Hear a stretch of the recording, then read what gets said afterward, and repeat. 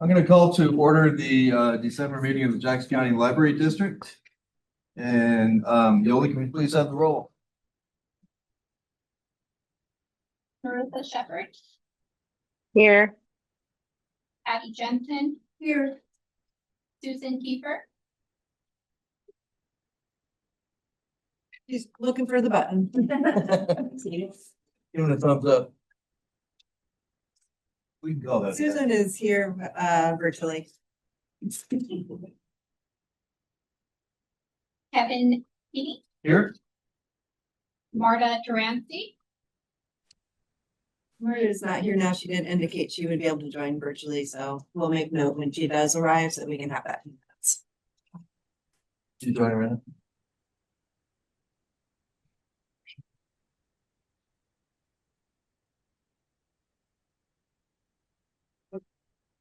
Marta, we're just finishing roll call. If you can say you're here, that'd be awesome. Here. Thank you. Okay, so we have the land acknowledgement next, and either Marta or Patty. Patty, you ready to go? You want to do it? I'm ready. Patty will do it. That's all. Or you guys can stack in. Please do it in unison. Jackson County Library Services acknowledges that its libraries are located within the traditional lands of the Cow Creek Band of Umpqua Tribe of Indians and the Modoc Nation, as well as the Shasta, Takelma, and Lagawa people, whose descendants are now identified as members of the Confederated Tribes of Siletz Indians and the Confederated Tribes of Grand Ronde. We take this moment to recognize the indigenous peoples whose traditional lands and residents of Jackson County live today. JCLS is committed to fostering understanding, deep respect, and honor for indigenous people, and we encourage you to learn more about the land you reside on. For more information, please go to jcls.org/land. Thank you very much. First item is the consent agenda, and we have two items on there. Minutes from the work session and minutes from the regular board meeting. Is there anyone who would like to remove anything from the consent agenda? Hearing none, I'll entertain a motion to approve the consent. This is Marta. This is Marta, and I vote to approve the consent agenda. I'll second. Sorry. Okay, been moved and seconded. All those in favor? Or is there any discussion? Hearing none. All those in favor? Aye. By saying aye. Aye. Aye. Thank you very much. Next up is oral communications and requests from the audience. Comments will be limited to 3 minutes per individual and shall be limited to comments on non-agenda items or on agenda items that do not otherwise provide for public comment. The board will listen to all comments, but will not respond during the meeting. And I believe I have one name on the list. Is there Glenn Capemmer? Right here. Great. Do I come Welcome to up here? Glenn. you press that little button so your microphone's on. Okay, thank you. My name is Glenn Caphammer. I've worked here at JCLS since for almost 5 years in April, and I've worked my way up through the ranks, and I'm now a specialist at talent. We had an incident happen there on Monday. A group of kids and myself witnessed an adult male watching child pornography on the computer. The police, this actually originally happened on Thursday, but I wanted to mention that first part. On Thursday, I saw a gentleman watching kids taking baths and a baby being changed, and I could actively see the child genitalia on the screen, penises and everything. And when I went to my direct boss to say, hey, this is not okay, he said, well, it's a gray area. We shouldn't do anything. We don't have any way of doing anything about that.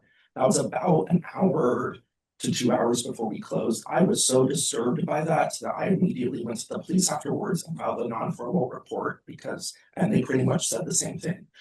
We don't know the full extent of this. We can't really do anything about it. We can't even investigate if you're not going to give us his name. As an employee at JCLS, I take into account all the liabilities that we as JCLS have every single moment I'm on the job, and a whole bunch of other adults in the room chose not to. on Monday as well, because I reached out to them and said, I think what happened was wrong. I disagree with my boss. And if you guys aren't going to step up and do anything about it, I am going to. Carrie May was a part of that conversation. Kristen Anderson was a part of the conversation. Patrick Matthews was a part of the conversation. And Brent Fogarty were a part of that conversation. Nobody is doing anything about this. And then yesterday when I went to work, I'm sorry, this has been a really tough week. And in regards to my integrity, I view people, my elders, I don't speak back to them. I don't argue with them. I don't tell them what choices they've made are bad. I have chosen to, I'm going to make good choices in my life, and other people should pay attention.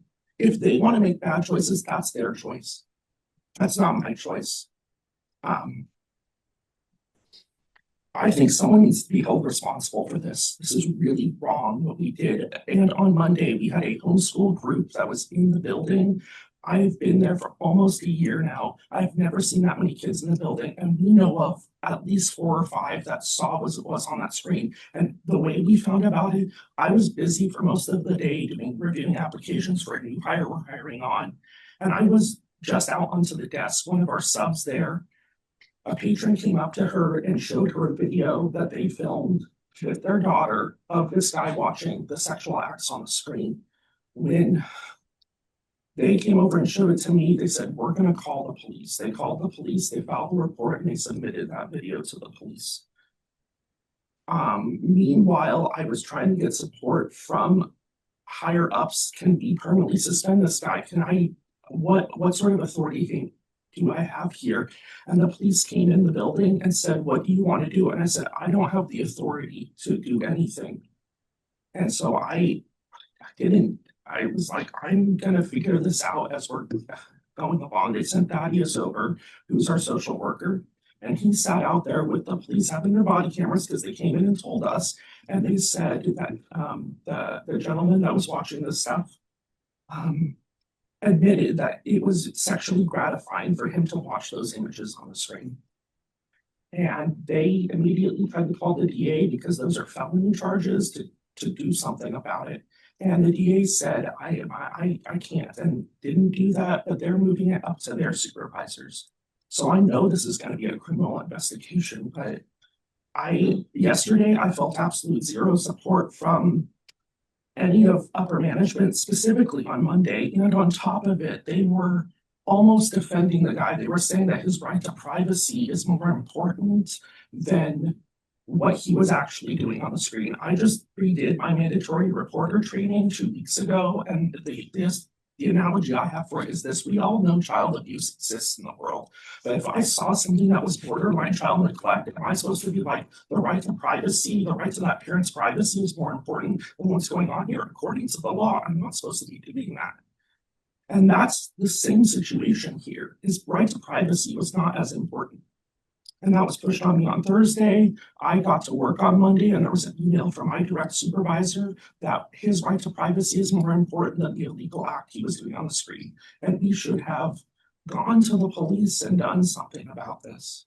I know today from other staff members that Carrie May, Patrick Matthews, Kristen Anderson, and Brent Fogarty had a 3-hour meeting at the talent branch. And I know that they're trying to have a debriefing with all of us tomorrow. I just really wanted to bring this to your guys' attention. Thank you. Yeah. Thank you. Thank you. Is there anyone who did not get a chance to sign up who would like to speak in front of you? Hearing none. We'll move to new business.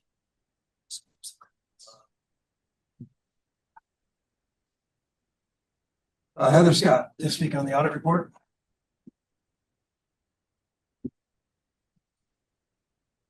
So, audit usually complete, and a copy of the final financial statements was included in the board packet for your review. We have our auditors from Soren here, and it's Aria Bettinger and Jason Mice, and I see them both on screen. And they're here to present and I believe ask questions if you have any. But to you guys. Thanks, Heather.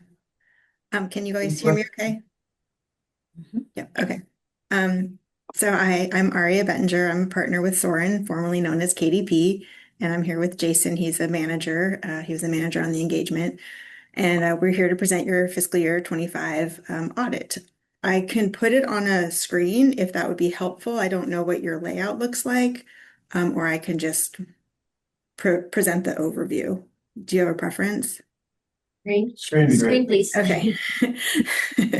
It always takes me a minute because I don't use Zoom all that often, but just one And you second. have the best numbering system, Aria. I'm like, can you go to page B5, section 1?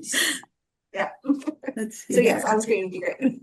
Okay, can you see this independent auditors report? Yes. Yes, but if you could please zoom in, that would be very helpful. Okay, perfect. How's that? No different. No different? Oh, Right. I don't know what to do then. That's Packets. Yeah, does everyone have a copy? You and I do. Yeah, there's a copy in the board packet as well, if you want to follow along. okay. Well, I will just tell you the pages I'm on, and there aren't too many pages that we're going to discuss, so hopefully it's not too hard to follow along with what you have in front of you.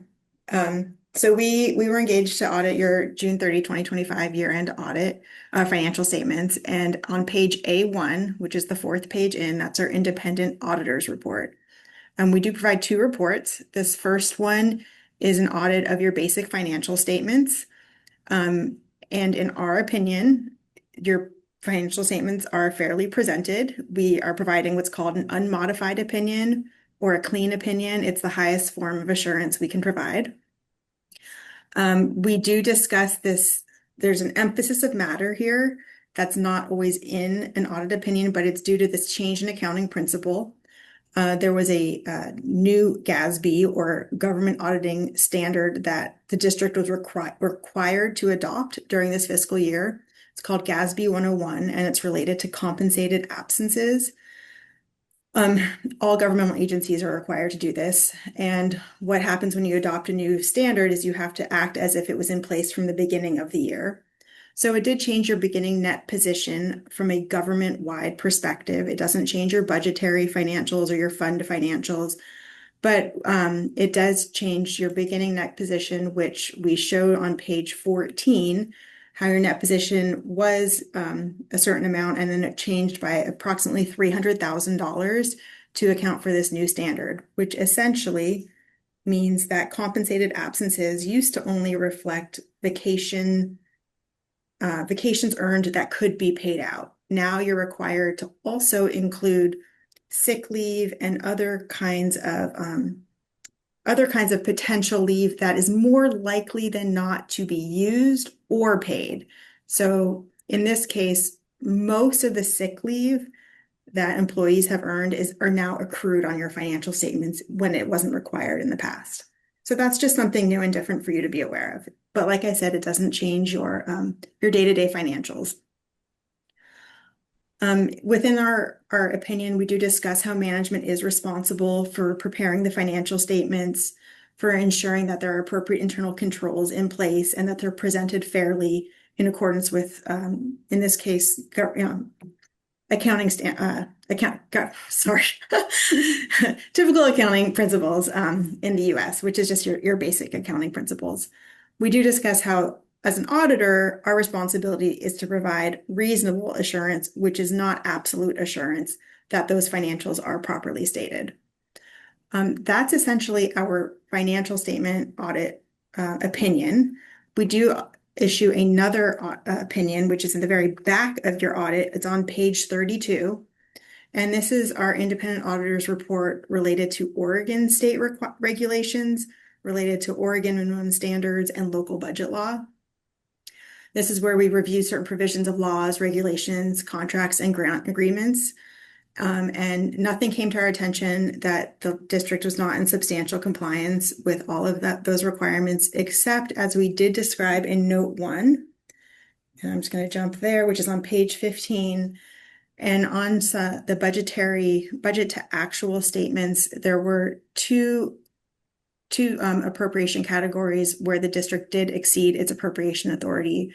One was in the general fund and personnel costs, and one was Sorry, can I stop you for just a second? Because Yes. you're going very fast and your page numbers and ours are slightly confusing. So just get everybody on the same page. That's our page 40 of our board packet, page 15 of the document that Arya shared. Is that note that she's referring to right now? Thank you. That took me a while to find it, so I'm just trying to help. Thank you. Sorry about that. Also, Aria, the only thing on your shared screen I can see is still the cover page. So I don't know if Let you me can try scrolling down. Let me try unsharing and then I think we can also just follow if you tell us where we are. okay. I can try resharing and see if it changes, and if not, then I've been Alright. following on the agenda packet. okay. So it's on page 40 of our agenda packet is the note that she's referring to. There we go. Okay. There we go. Did it refresh there? Thank you. Okay.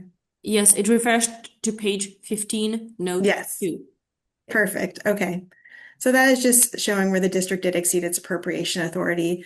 We just like to call it out. It's not an area for us of concern, but it's for you to be aware of. We also have that's essentially all that we were going to discuss related to the financial statements. And then we were going to go ahead and talk about the required communication to governance. But if you have any questions about the audit of the financial statements, you can let me know.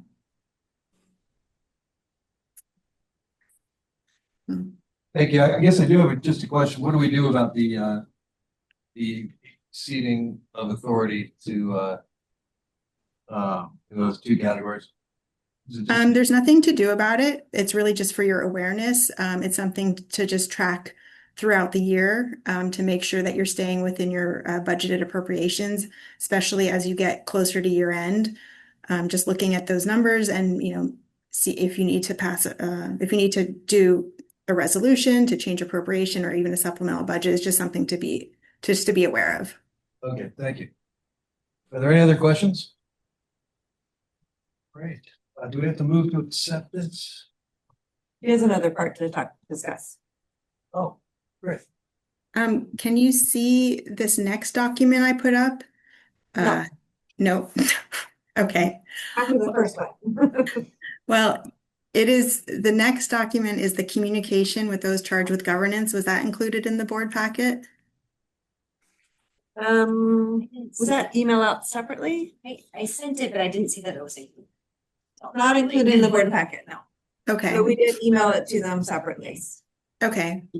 Well, I can just discuss some highlights within it, and then you do have it, in your email. And if you have any questions, you can always feel free to reach out later. Basically, this communication just, it discusses certain aspects that are required for us to communicate with you and for you to be aware of that are not necessarily included in the audit itself, but are for your knowledge and awareness as members of the board so that you can, you can discharge your, proper fiduciary responsibilities and have proper oversight. We discuss in this letter how we did engage with the district with an engagement letter. At the beginning of the audit, we sent what's called a communication with governance at planning letter to everybody on the board so that you are aware of the plan, scope, and timing of the audit. You're aware of any significant risks that are just inherent in your audit, which are fairly typical significant risks to always be aware of, related primarily to management override of controls and revenue recognition. These aren't areas that we have concern about. These are just areas that are inherent in almost any audit. We do discuss the significant accounting policies, which are in note 1 of the audit itself. We talk about that change in that one principle, which I already discussed. And then we talk about certain significant accounting estimates that are inherent in financial statements that you don't see, but you need to just know that they are there. In the case of the library district, those estimates are related to fixed assets and their useful lives, which drives depreciation expense. They're also related to the property tax receivable, and now they are also related to this compensated absences liability. So we review those underlying assumptions, we review those estimates and management's judgment in relation to making those estimates, and we've determined that they are reasonable and they make sense. We don't have any questions around them. We do call out one of the financial statement disclosures as being particularly significant. In the case of the library, it's note 4 related to the assets held in trust, the endowment that you have. That's fairly unusual and it's a decent size endowment. So we think it's significant to you and we want to bring it to your attention. Overall, we talk about some other sort of housekeeping type matters. There were no disagreements with management during the audit. We had a really good communication, everything flowed really well. The district is great to work with. We discuss how we have to be independent of the district and we have responsibilities for that independence as well as management and the board to make sure that we maintain that independence. Management does sign a representation letter taking ownership of the financials. And that is sort of a quick summary of that document as well. Overall, we really, we like working with you guys. It's great. I think this year was the cleanest. It just gets cleaner every year, which is awesome. We had very few, if any, proposed adjustments. I think things are just getting better and better, and we appreciate being your auditors.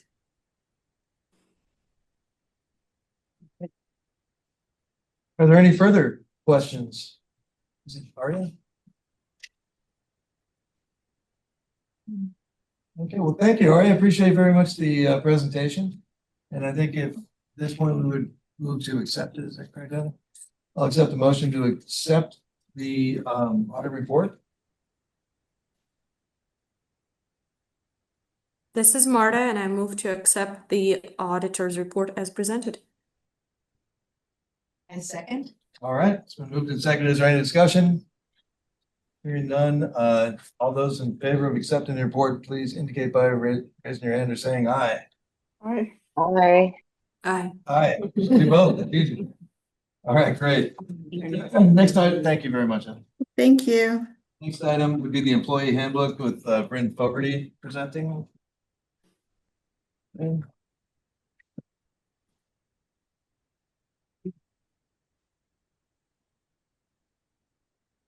Hello, everybody. So I'm presenting the employee handbook revision. And as a reminder, this went to the policy committee. We had a board work session.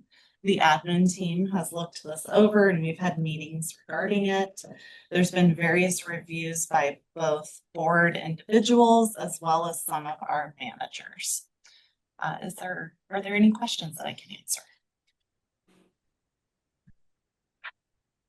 We've all had a chance to look at it, so I don't see any further questions. Thank you. Oh, wait. Yes. I have questions about it. Okay, I'm gonna go to Patty first and then over to you, Marissa, okay?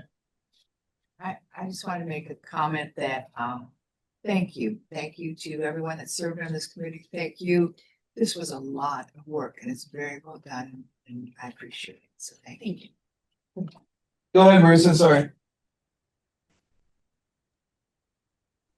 Yeah, so I guess I just have some serious concerns, especially in light of the public comment and then just some of the reporting structure.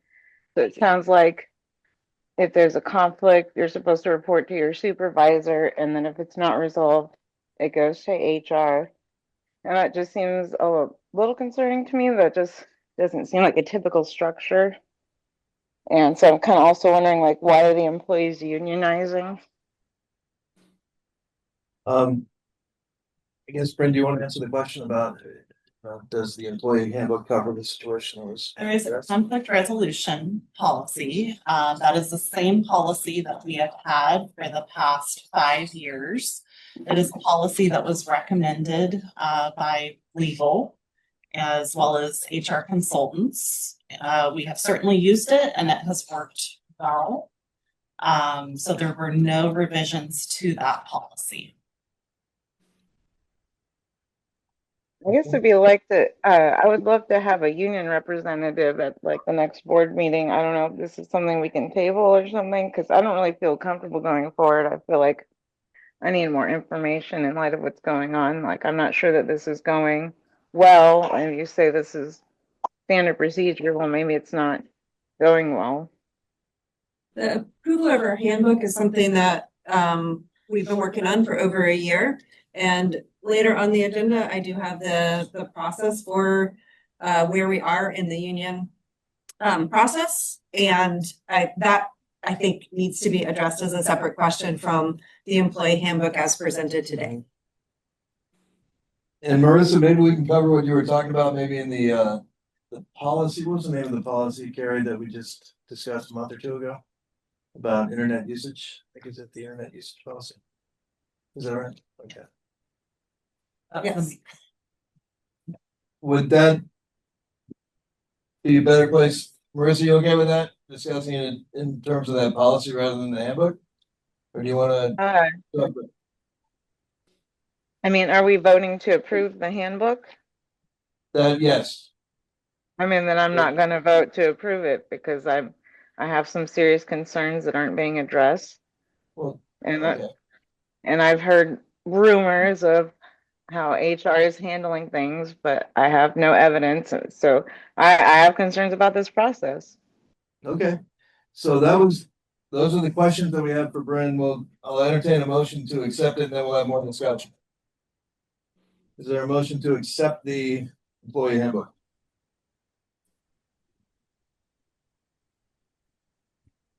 This is Marta, and I move to accept the employee handbook as proposed. Second. Okay, it's been moved and seconded, and we can discuss now the employee handbook. Does anybody have any comments? Well, like I stated, I would like to table this until we have a union representative to at least give some perspective. I have a question. Okay, she's asked to motion. Are you moving to table? You have a motion Yeah, on the I floor. would like to move the table. Move the table when, When preempt that. yeah, Can I? but there's no second yet. So just let me see if there's a second to that motion. Is there a second to the motion to move the table?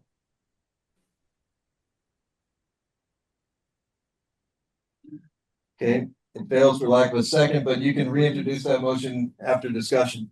Go ahead. Marta has her hand up. Oh, I'm sorry, Marta, go ahead. Thank you. I have a question for Bryn. Please confirm my assumption or correct it. We're looking at the handbook as a tool that this is just the updated handbook. We've had one before. We're just looking at updates in this one, or this is a brand new document. You're just looking at updates, edits, things that were included because there's been new laws that have passed, so we have to include that in the handbook. Clarity. Mhm. Thank you. So, in light of that, I will share why I will be voting yes if we do get to a vote on this. It's my understanding that issues that would be impacted by the union labor negotiation, if there are things that after the unionization process is complete, things that need to be changed, I trust the union and the representatives and the stewards to come forth and discuss those. I really see these updates as the JCLD keeping up and needing some updates in place today, December 17th, 2025. So for those reasons, I will be voting yes. Patty. I think, Marta, you just addressed my comment. Marissa, I share your concern. My question is, this is, use a tired phrase, a living document, right? It's not like if we vote on what it is today, doesn't mean that we can vote again if we decide that there is something to your concerns, Marissa, that needs to be added or subtracted. We don't have to wait another year to do that, correct? Correct. If there were other legal updates or something that just isn't working well, you are supposed to update a handbook at least yearly. They do suggest for sure by every 2 years. So we certainly could bring it back later in time with additional edits. Absolutely. So with that understanding, and Marissa, with respect to your concerns, I will also be voting yes. Marissa, you understand that we could change this again after union negotiations, is that correct? I do, but I mean, I'm still gonna vote no. I still have some concerns. Okay. Fair enough. I mean, it's not a typical reporting structure, so. Okay, so what we'll do is we'll take the vote and, unless, yeah, nobody wants to table it, so we're gonna take the vote. And, unless anyone has any further discussion, Susan, are you able to speak? Yes. Okay. All right, then, hearing no further discussion, can we call the roll?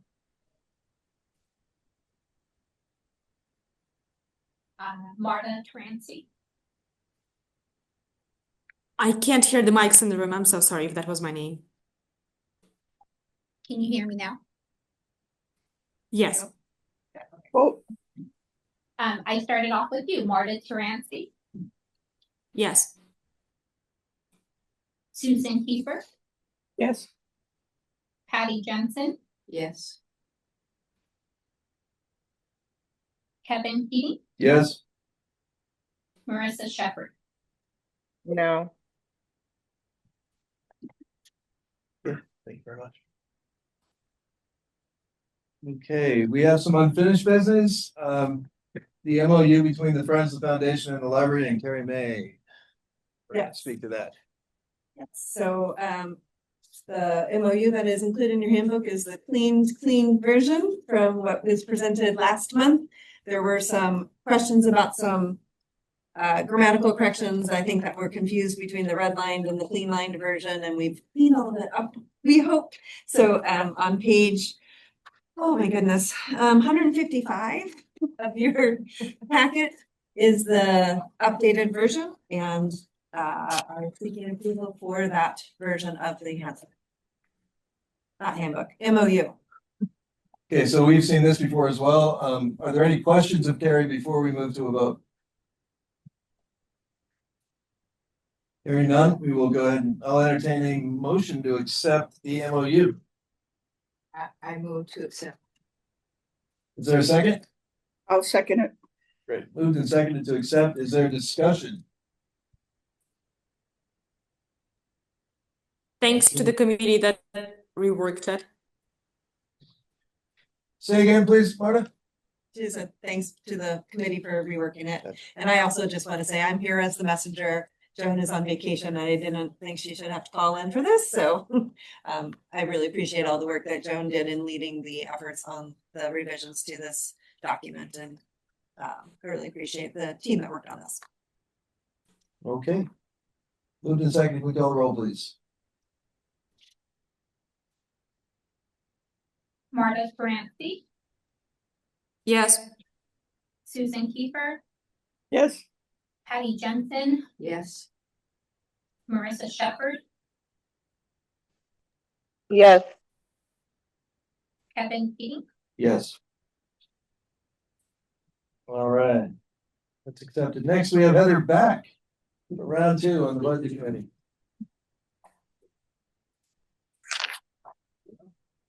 Well, now that the audit's done, we're ready to start budgeting for next year. So in your packets is a memo, and it outlines the beginning of our budget process here. And the first matter to attend to is to appoint the budget officer, which was me last year, and suggesting that it would be me again this year. This also identifies the new budget committee. We have 2 new members identified on here, Dave Canner and Alicia Van Race. And it does have the information on here regarding the process that we went through to find those two people. I don't know, you mentioned Marissa. And Marissa, I don't know if you wanted to add anything on from the memo of the process that we went through for selecting those budget committee members. No, the memo looks great. Again, we had two wonderful candidates that we will make the recommendation in a little bit, unless you want me to make that motion now. Do you want to just tell us anything about them or? Well, there's a little bit of information about them in the board packet. So that really, Meeting, okay. yeah, that's that fine. was really kind of the highlights of some of the reasons why we're like, these are excellent people for our board. And I would like to reiterate, as it was already put in the memo, all four candidates were outstanding, and we hope that the two that won't be filling this position now will stay active and involved in our library services system. I think the way I'd like to do this is, oh, did you have something else, Marissa? Oh, I was just gonna say, I agree, and I wanted to thank Artie for previous service. So thanks again to the wonderful applicants. I think we ought to do these separately, so can I have a nomination for the budget officer from the board? So moved. I mean, what are you gonna do? You would have to nominate someone. Who are you gonna nominate? I'm nominating you. Okay, we have one nomination for Heather Scott. Is there any other? Hearing none. Without objection, can we assume that Heather Scott is the new budget officer? Okay. So done. Second thing would be the budget committee accepting or appointing, that is, two new board members, Dave Kenner and Alicia Van Riggs. Do I hear a motion to accept? I move approval. Susan moved to approve. All right. I need a second. Well, I can handle that. I second. Second, so moved and seconded to accept or to appoint, that is, Dave Kenner and Alicia Van Riggs. All in favor, signify by saying aye. Aye. Okay, the ayes have it. I have Yes. this, please. On page 162 of the budget calendar, which is very helpful. Thanks for putting that together. There was one line that seemed a little out of place here. Number 5, everything else went in chronological order, except that one's at 424 between 3441. And should that be moved down after 417? Sure, I can move it down. I think the thing is, that's the end date, the due date for that, and I'll be working on preparing the budget sooner Okay. than that. So that date doesn't. Well, it doesn't clearly quite says due date, so It's okay. I'm not gonna talk anymore. No, you're good. You'll also note that I there's don't think that's true. there is a blank spot in there that we still need a date for the finance committee there, but I did also want to verify or mention to you that number 4, number 6, and number 8 are all scheduled on dates that are already set for board work sessions. Carrie and I discussed and we assumed that would be a good fit for those time slots, but if there was something else that you all needed to do during that work session, we would need to know sooner rather than later so that we can find dates for these sessions. Conceivably, could we do two things at a work session? Actually, I mean- would recommend though that we move it down because all of these are due dates, but they're in chronological. I can do this, it's just a draft, I can do that. So, Yeah, so the question is with the work sessions in March, April, and May, we're proposing that those work sessions be used for budget purposes. Kevin, I hear your question. I think if I'm remembering correctly from last year, certainly the 6-month review and that initial work session to discuss where we are in this year's budget did take over an hour. And then with the budget committee work session proposed in April, that would probably be a shorter time, particularly if the budget committee was able to make the March meeting. We could probably keep that closer to 45 minutes to an hour and do another topic if we And if, so needed. I'd prefer we keep it open for some other things in case, but we can still do the budget work as well, I think. Does anybody else have any opinions on that? So don't reschedule, just keep space for other Yeah, items. Okay. yeah. And then if you can kind of estimate how much time you think it would take, that would be really awesome too. I don't know what you're Sure. referring to on the budget side. Yeah. Cool. When we get closer. I think. Yeah, that's good. Thank you very much, Ed. All right, we're at the point where we would hear the report from the library director, Terry May. And we've all had a chance to look through it, riveting reading. As always, of course. And every time I look at this, I'm like, it's a slightly misnamed document because it's all of the great work that our staff are doing, and I have just assimilated it and put it all together for you. So are there any specific questions on things that were presented in the report? I have a question. Can we go? I think the board, it's the district board's job to appoint budget committee members. So I think we have to vote on those. I think we did, Susan. I don't think we did, but We voted to appoint the two members. Is that what you're referring to, or for the other I three? thought we voted to appoint. I didn't, okay, I must There are two motions. I must have had a nap because I didn't hear us vote on that, but all right. It'll be in the minutes. All right. Are there any other questions? I had it just oh yeah, go ahead. Just a quick, I love the kid librarians. I hope that we can extend that to every branch because how cool to be a kid librarian. Yep, they have fun with that. Yeah, so, and the whole report is outstanding, but that one really caught. Right, so the talent branch had made room for a large collection, I guess. Is that A right? shift in their collection, yeah. Yeah, Just a so shift. with their MIA and their growing graphic novel collection, that's a really popular collection with teens across the system. When you say targeted weeding, it's just weeding of the YA portion, is that correct? So in order to make space, sometimes we prioritize different sections of the library so that we can accommodate the growing needs of other parts of the collection.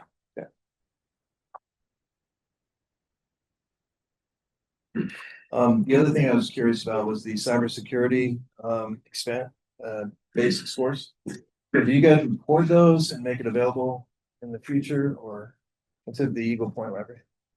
We do not have those recorded. We have sometimes done some of those classes virtually, but I would have to check with our team to determine which ones and how many have been recorded versus not. But that one was a specific one for the Eagle Point audience. And it was pretty popular, I guess, right? I mean, are we gonna bring it back in another form in the future?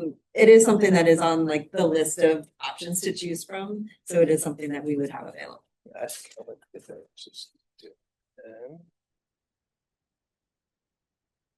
Can you just tell me a little bit more about the Connect team in goal 3? And it was their more integrated systems level approach to homelessness. What are you? I'm referring to goal 3, engage the community more fully, strategy 1, the Okay. community page 168. The Connect team. I'm reading it again, sorry. Yeah, I just didn't. Is your question, what is the Connect team? Well, it seems like there's going to be a change here because now we're going to move towards a more solution oriented partner rather than a resource hub. I was curious what that meant. I would have to get back to you to find exactly what that means, but it's our community resources team has been actively engaged as part of the network of resources for the unhoused. And this Connect team, I believe, may be a newer team that we're involved in that just allows us to be tapped into the network and be able to make more seamless referrals and help people get access to the resources they need in a more timely manner, a more efficient manner, I should say. Okay, if there are any changes, can you just let me know? Sure. Are there any other questions for Carrie? Hearing none. We have the PLP survey report, Kristen. Strong. Sorry.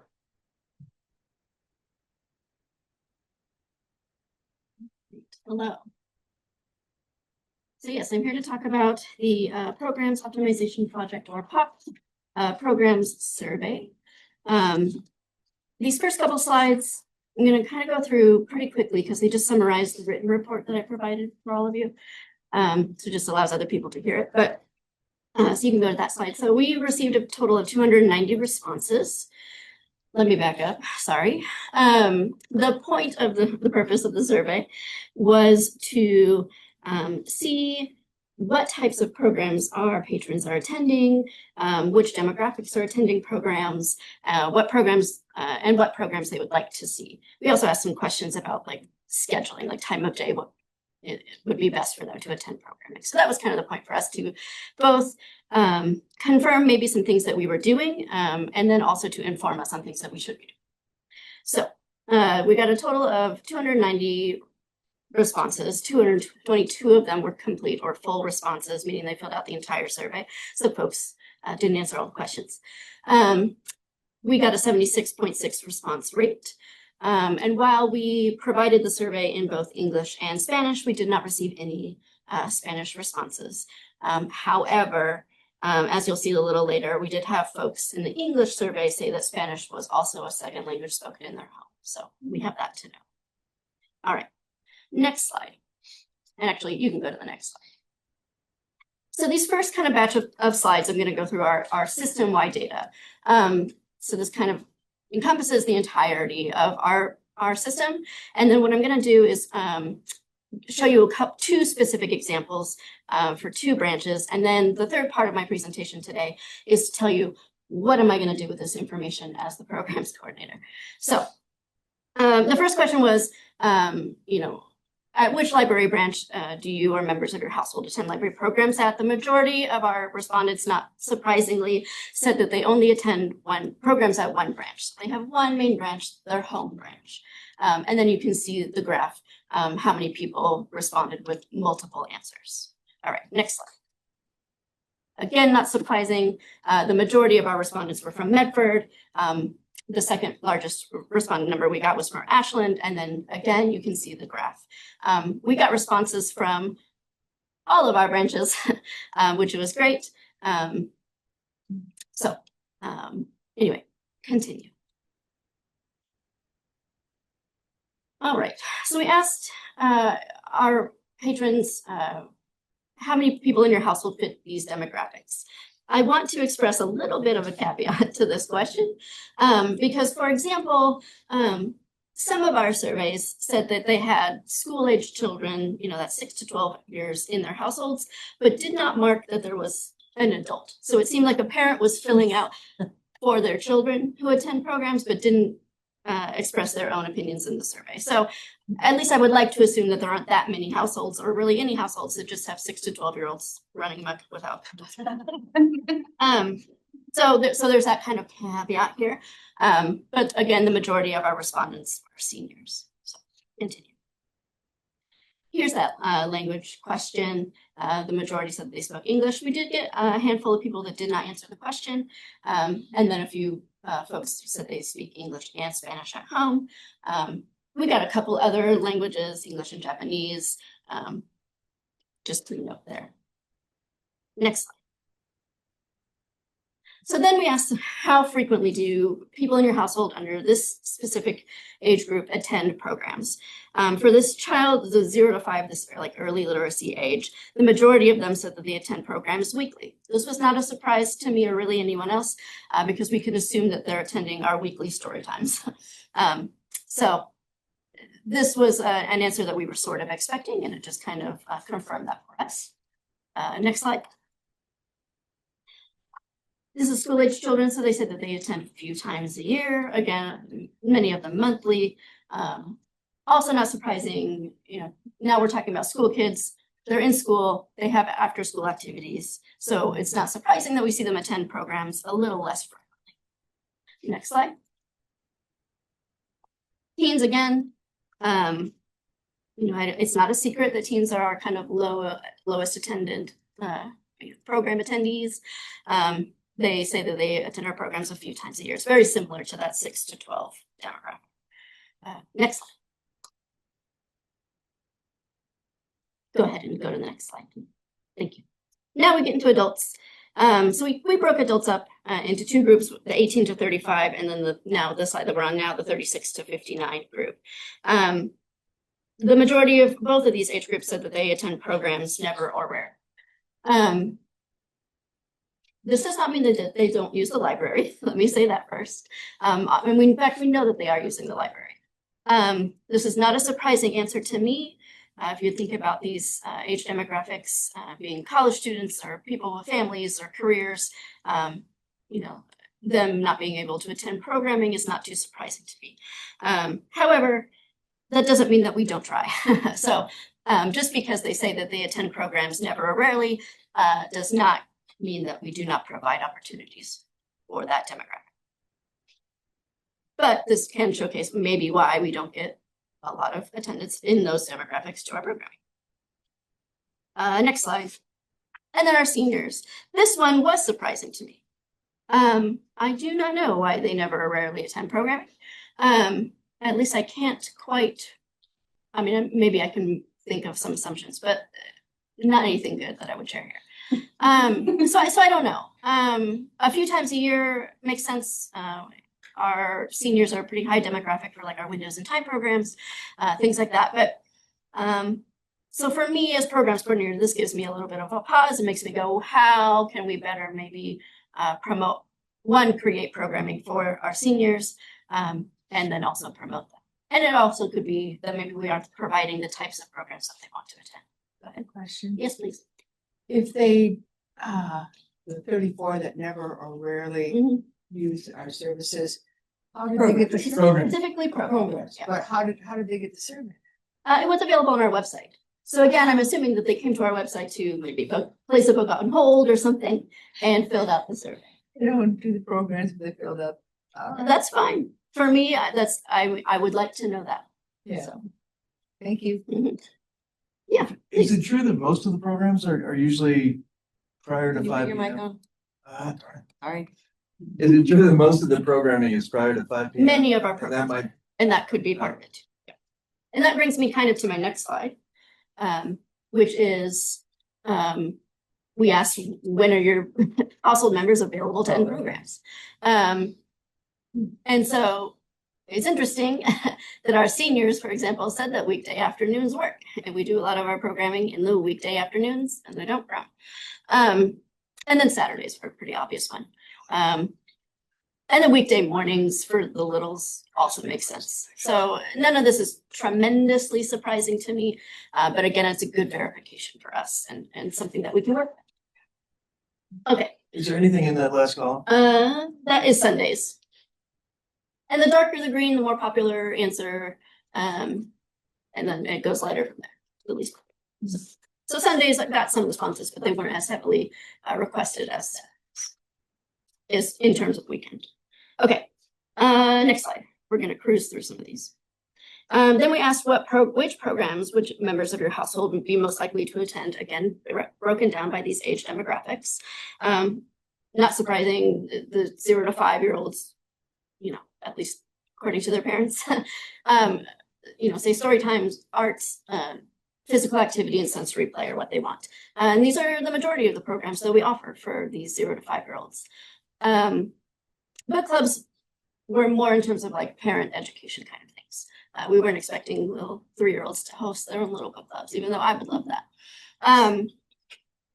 So anyway, again, if something is at the bottom of the list, does not mean that we eliminate it. Does not mean that we just throw it out the window. But this kind of helps us prioritize brainstorming and program design.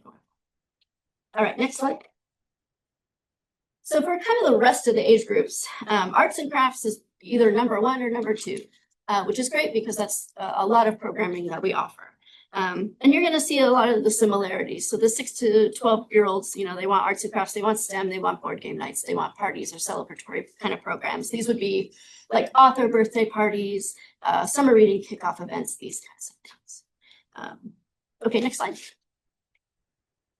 And again, I'm happy to provide all of a comprehensive things if you want to really look at each individual line. I just didn't want to bore you today with all of that. Teens, same thing. We get a very similar arts and crafts, game night, STEM, college prep, which I was happy to see. Next slide. Again, arts and crafts, gardening, cooking, book clubs. I'm sorry, is there a way of minimizing that display because it's blocking Can the? you? It's on a different screen, computer, sorry. Yeah. That last column is percentage of like our respondents. And how, There we go. Thank you. Yep. So then it just kind of helps you see. Yeah. So again, arts and crafts, gardening, cooking, book clubs, physical activity, yoga, walking groups. And these are all things that we offer. So it just lets us know if we need to continue offering them, if we need to offer more of them, et cetera, et cetera. Next slide. I'm caught up here. Here's your adults. Even though they said that they never or rarely attend programming, I still wanted to know what they would attend. So a lot of the same things that we've seen before. Next slide. And then our seniors, again, it's a lot of the same thing. Local history was the one that won out over arts and crafts, which is great because we have that partnership with Southern Oregon Historical Society. We already do programming with them. So it offers an opportunity to maybe expand that partnership. At this age, they're done with parenting. Yeah, parenting resources, they're like, we're done, we're empty nest. Can I go back up one to the next level prior to senior? Oh yeah, the previous slide. Yeah. Sure. Okay, I just wanted to see where personal finance hasn't changed really. Yeah. And again, doesn't mean that we're not going to try. But because as I'll show you, it really varies individually by branch. This is, again, we're looking at system-wide, like overall. But you'll see in my two examples that some branches really want things that kind of landed lower on the list. And so then we know, maybe I don't prioritize it as a system-wide initiative right now, but I do for that branch. So.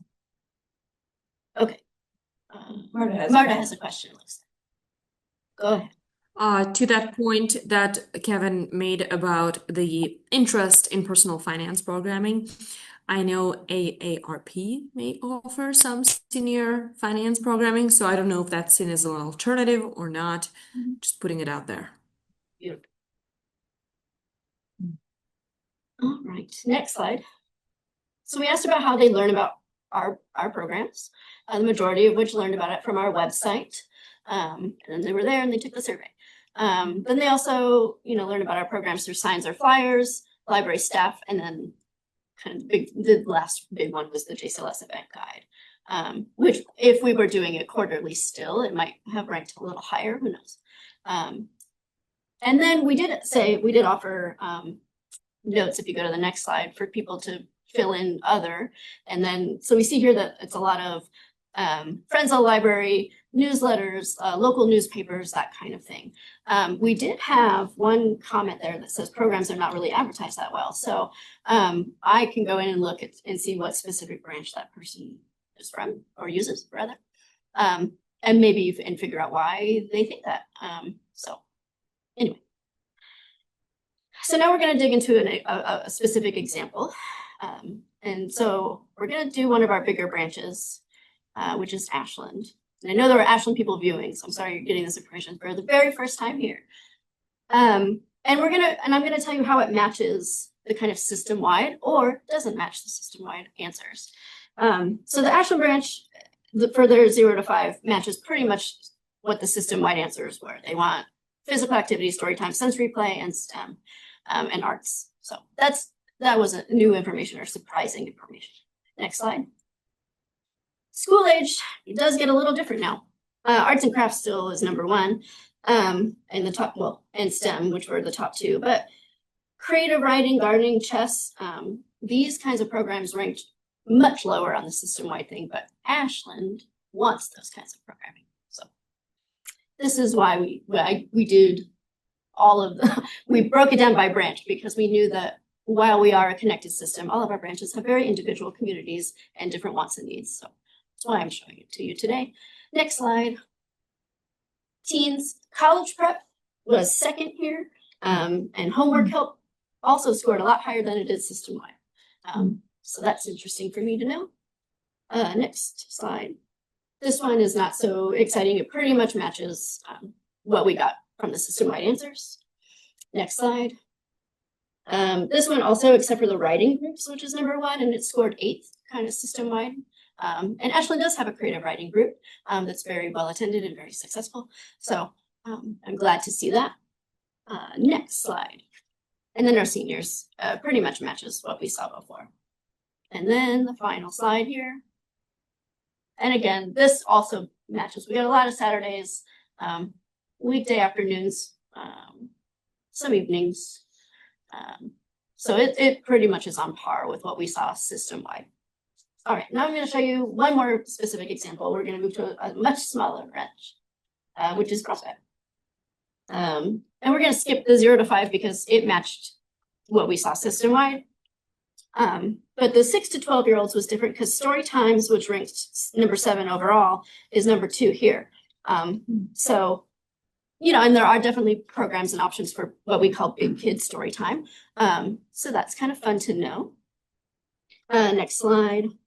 This one is really fascinating to me because local history scored number 1 for teens, at least in Prospect, whereas it ranked fairly low system-wide for teens. Next. This one too, stress management is number 2 for these 18 to 35-year-olds, which may not be that surprising. I'm outside of that bracket now, but it was a stressful time. So I'm not surprised. But stress management ranked 12th overall. But now I can see that maybe folks in Prospect would appreciate those kinds of programming. So now as we brainstorm, we think, how can we add mindfulness programming to that branch, or gratitude journaling, or meditation, or yoga? Can you remind me how many people total responses you got out of Prospect? Not very many, yeah, like 1. Yeah, so you see that there's in the yes column, there's only 1 answer. Also for all the different age groups. Yeah. Figure out why that. Yeah, the multi-generational family. Okay. That's all right. Next slide. This was also fun because small business topics were pretty high. You know, so now I'm like, well, okay, well, we have a business librarian. Is there something that we can do to connect that resource with prospects? So it gets my brain going, which is exciting. Okay. And then finally, the next slide for prospect is, you know, again, Saturdays were a big one. So, all right. So now what the heck am I going to do with all of this really great information? So you can go next 2 slides. That one. Yep. So I bring the data, we have a discussion, and then we determine a plan. That's what I do through branch visits. So my plan is to go to each of the 15 branches with this information, and we do this. So next slide. So the data I bring is individual survey data. So like kind of the ones that you just saw. I will bring that with me. I will also bring recent program data. So from a previous quarter, maybe previous 2 quarters. And I organize it by like number of programs, attendance. Well, I don't organize it. Let me correct, because Regina, our data analytics coordinator, really organizes the data for me, and then I just translate it. So number of programs, attendance of said programs. And since we are now, as of fall, under a literacy-based programming model, which literacy their programs follow. And the next slide just kind of shows you a very small snippet of what that looks like. I think this is White City. So anyway, I break down, this is July, and so your pre-kindergarten programs, which are all story times, they're all broken down there, essential literacy. But then for your kids programming, you could see attendance in that second numerical column, and then the literacies that those programs fall under. So that's kind of what I bring to the table in terms of previous program data. Next slide. And then we discuss it. So we talk about program attendance. Are there programs that frequently have low to no attendance? Can we cut them or decrease frequency, that sort of thing? Are high attendance programs causing extra stress or leading to burnout? How frequently are they happening? How can we get more support? These kinds of things. We look at literacies. We look at which literacies a branch already does a lot of, which we aren't seeing very much of, and why that is. We look at age groups, which age groups are getting the most programming at your branch, and also which age groups are not. And then we look at the survey results. So are there programs from the patron survey that they want that branch isn't doing? And then even though we know we cannot just change every branch's hours and schedules and all of that, we do try to look at days and times that people want programming and see if we can match that a little bit within the confines of the already created schedules. So then my final slide is the last part of that, which is to determine a plan. So we set parameters. So what is a branch's maximum capacity for programs? Quantity is not always quality. So it might look cool to say that, or sound cool to say that we're doing X amount of programs a week, but if staff are scrambling or they're tired or they're exhausted or they're not having fun doing it, then it's not providing a great experience for our patrons. We don't want that. And then what is the minimum expectation? What do we expect a branch to do weekly, monthly, quarterly, etc. And this changes, obviously based on the branch. Some branches have departments and staff and specialists that can do more programming. And then we have branches that have 2 staff members that are doing it all. So we got to take that into consideration. Are we changing the times or days that we offer certain programs? Again, within reason. We look at frequency of programs, and then we look at types of programs. Are there programs that we should be adding based on patron want or literacy or whatever? So that's my plan for the upcoming year, is to do this. Any questions? I again want to comment. This was excellent. Thank you. Thank you. I learned a lot today. Oh, great. Thank you.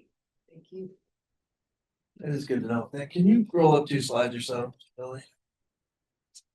That one went down, I'm sorry. That one, yeah. It's the first I've heard of the stress being from the high attendance programs. Can you kind of go into that? Is it causing a lot of stress? Sometimes it can. I wouldn't say that it's something that I see like that it's some kind of epidemic, but we are in a service type of industry where people want to provide things for their patrons. People want to create fun experiences.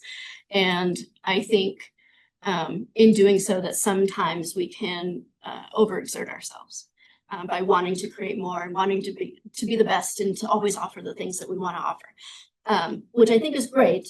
But what I do think can happen and has happened on a small scale in a couple of our branches is that they feel like that's all they're doing and it's no longer fun. And so we just don't want that for ourselves. I will also add, and Kristen, I think you have experience with this, when you get 40 kids in a toddler aerobics class. Yes. That's very high energy. That's and totally, stressful, I'm just thinking the and- windows in time of that. Yeah, and so there's. Yeah, and some of those, and again, it's always a conversation, right? Sometimes if it's a lecture type program, if you have 40 people sitting in seats listening to something, that's not usually going to be something that's high stress for a staff person. But toddler aerobics, doing it, some of our branches do it twice a week, and that's a lot as someone who has also done Does it. seem like a lot, yeah. And so we just want to monitor that because that requires a lot of staff facilitation. A drop-in board game program wouldn't. So I was it's just, based on when I programs. saw this, I was going like, oh, there are programs that have low attendance, get rid of them, or there are programs that have high attendance, do more of them, and instead I saw like that. Yeah, Bring me out. And it's That is your goal, that's obviously. a That's conversation. We like the definitely, cybersecurity we're talking. yeah, and we don't want to just like cut things. We want to rather find a solution. So instead of cutting a toddler aerobics program because it's stressful, then we ask the question, well, can we get another staff person to help? Can a volunteer help? Right. These kinds of things. Instead of going, well, it's hard, let's cut it. That's not really an option. Well, I just want to comment and commend Kristen and the POP task force that really spent a lot of time over the last year and a half, I think now. Yeah, And really looking at a bunch of different things around our programming experience to determine how can we best move forward and meet our community's wants and needs. When we did the pop-up survey during the facilities master plan, it did come forward like, you all do great programs, we want more of them. And that's where we get into a little bit of that stressful feeling like we've got to do more, where maybe what we need to do is be more strategic about what we do. And so I think that the work that this committee has done has really helped hone that in to say, okay, we're going to work smarter, not harder. Yeah, and we are just like wrapping up what we're doing. We just have a couple of small things to finish up, and then I do intend to share all of that with all of you at a future board meeting to show you what the PUP timeline and what we've done and accomplished. The plan is going. Just one more question again, just as to now, have you had like, as each branch has to have a certain number of programs or Medford more than No. Butte Falls or? No. I mean, It hasn't been that kind of a quantitative thing. no, and I don't necessarily want to create something like that that's too restrictive. Okay. Again, we can discuss that in parameters and say what is too much for your, like, Butte Falls with a staff of 2. But it's less of a strict number that I'm just gonna appoint a branch. So. Okay, thank you very much. Thanks again for this. Really great work on this. And then can we get a copy of the presentation? I really appreciate the detail and just wanted to go over it again. But Yes. again, I know I've been asking for it and it looks good. It looks like you have good data to make some informed decisions. And I thank you again for your hard work on this. Thank you so much. Yeah, and I'll make sure that you get a copy of this. I also have the complete data set. It has the breakdown for all 15 branches. If any of you are interested in looking at that, it's a huge document. But Yeah. Sure. Thank you. Yeah, Sure. that'd be absolutely wonderful. I mean, you did the hard work. Like, definitely would love to see that. Yeah, me too. Great. Good, thanks. All right, next up is Carrie with the union process. Yes.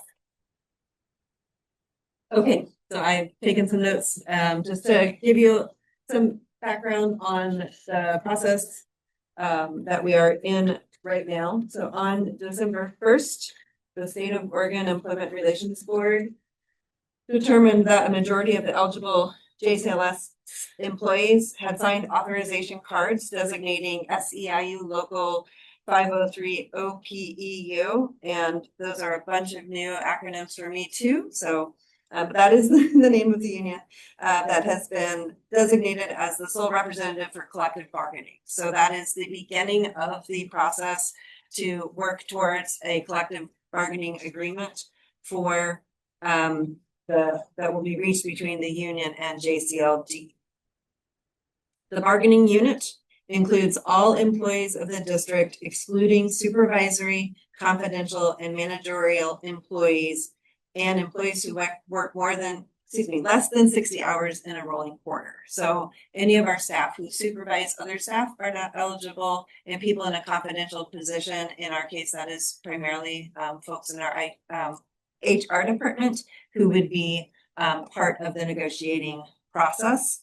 And also any of our on-call substitutes who work less than 60 hours in a 3-month period. So that's that definition. The list provided to the Employment Relations Board included 144 staff members eligible in that bargaining unit. We are at the beginning of what can be a fairly lengthy process. So, and I will just caveat, I have not been through the unionizing process myself, so I am also learning as we go through this process. The next step is for us to meet the SEIU representatives who will work with staff during the negotiating process for a collective bargaining unit. In early 2026, those representatives will hold meetings with staff to introduce themselves and to share with them what their rights as represented members of the union are. They will outline union business, which will include areas staff feel are important to negotiate during the collective bargaining process. Eligible staff will also select from amongst themselves a few people who would be present during the negotiations. Administrative leadership, including myself, Bryn Fogarty, Heather Scott, and Joan B. Hill, will represent the district at the negotiating table. We will communicate with you all as board members throughout this process in meetings and executive session, as what we'll be discussing are terms of a negotiation, which are something that would be done under executive session because they're under negotiation, not final. It is important to note that there are statutes and rules in place that tell us what we can and cannot do during the unionizing process. The district will have a negotiating team, and so will the union. We will have opportunities to update you all. I just said that, looking at my notes. It is important to note that these discussions happen in executive session so that we don't violate those public sector labor laws. My last comment is regarding communication with staff about this process and throughout this process. It is important to point out that SEIU is the exclusive representative. As such, board members, as well as members of administration, should refrain from discussing anything related to the collective bargaining, which includes salary, benefits, hours of work, the disciplinary processes, grievance processes, etc., directly with staff. That can trigger unintentional labor violations, such as unfair labor practices. Again, district management will negotiate with SEIU, and the management team will keep the board updated and informed on this process during those executive sessions. So that is what I know about the process at this point. Happy to take any questions you have that I might be able to incorporate into those early conversations that we have with the representatives. We have also retained an employment lawyer to help us with this process, as our general counsel is, as implies by the name, generalists, and they are kept in the loop, but we do have a special organization that specializes in employment labor law. Thank you, Carrie. Are there any questions? There is. Marta. Thank you for the update. I just have a request. If there are any resources out there that could help educate trustees, boards, or whatever steering advisory committees of organizations that have recently unionized, if there's anything the board needs to be doing differently, or if there's something that we can educate ourselves on, because I don't think this was mentioned in the board trustee handbook. And if it was, I'm sorry, just tell me what to read again. If there's something to help inform us, please share it with us as we go through this process. Happy to do that. Thank you. Anyone else? So will there be a union representative then at future board meetings giving like an update from the union? Those would all happen in executive session. During the contract negotiations, once the collective bargaining process starts, then those negotiations are all subject to those privacy laws and our public laws. So those would be conversations that happen in an executive session. Once negotiations complete, though, would there be representatives typically at a board meeting? That I don't know. That depends on the negotiations and if that's something they negotiate that they want. I get it. I mean, they can always show up anyway. It's a public meeting. Yeah. Okay, no further questions. We'll move on to committee and board member reports. Advocacy. Who would like to tell us about the advocacy committee? Is that Marta? Sure. Thanks. Advocacy committee is going to be shifting from the really intense lightning round of reaching out to communities and primarily city councils last year to reconnecting with our state legislative delegation and possibly the federal delegation this year. At the same time, we do have at least one council meeting scheduled that's coming up, and Carrie has worked with the Jackson County to schedule the next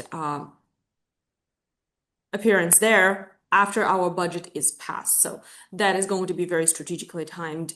The advocacy committee met, the notes are in the packet.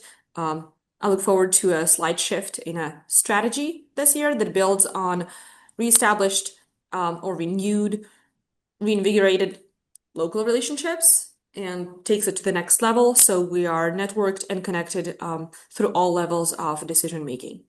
Thanks. Thank you. I have. What? Yeah, Betty. Hard to believe because I'm so demure and quiet, but I actually was at this meeting. Apologies. I blame Josh. It says he was in it taking. Well, I noticed he left the room before I could have. But yes, ma'am. Thank you. Facilities committee, I believe has Susan and Marissa. Do one of you guys want to give us a quick update? We have the report. I don't think there's a whole lot to add to the report. We have met since this meeting with the folks from the county And we are moving ahead with updating the IGA that we have with the county. So people have questions about these projects that are talked about in the minutes. Try to answer them. Okay. Any questions for facilities? Thank you, Susan. Moving on to the relationship committee. Let's see, Susan again? Anything new on relationship Well, other than what's in the report? I think the report takes care of it pretty well. I mean, we are, except my name's spelled wrong again, but that's okay. We're working to set up a couple of meet and greet kind of interactions between the foundation board and the district board. We'd like to get both these boards working more closely together and understanding what each other does and supporting each other as much as possible in terms of our various responsibilities. Okay. And that group is meeting again on December 1st. Oh, okay, cool. This December 1st has come and gone. Sorry. Did you mean Jan? No, you didn't mean January 1st. Somewhere. Don't think so. In the future. All right, Well, you know what? I think it's December 22nd. Sorry. no problem. The next meeting date is on the back page and it's February 23rd. I mean, of the smaller group that's working with the foundation. Meet and greets. Oh, all right. Yes. Okay. I got it. Yeah, sorry, guys. It's next Monday. So, as far as future meetings go, January 7th is the board work session and then between there, we're gonna have the Christmas holiday, Hanukkah and New Year's, okay? So, if there isn't any comments from the board members before we adjourn? Anyone else? All right. Hearing nothing, we are adjourned. Thanks, everybody. Thank you. Thank you. Merry Christmas. Merry Christmas. Merry Christmas. Thanks, everybody. All right, have a good one, everybody. Yeah, safe travels.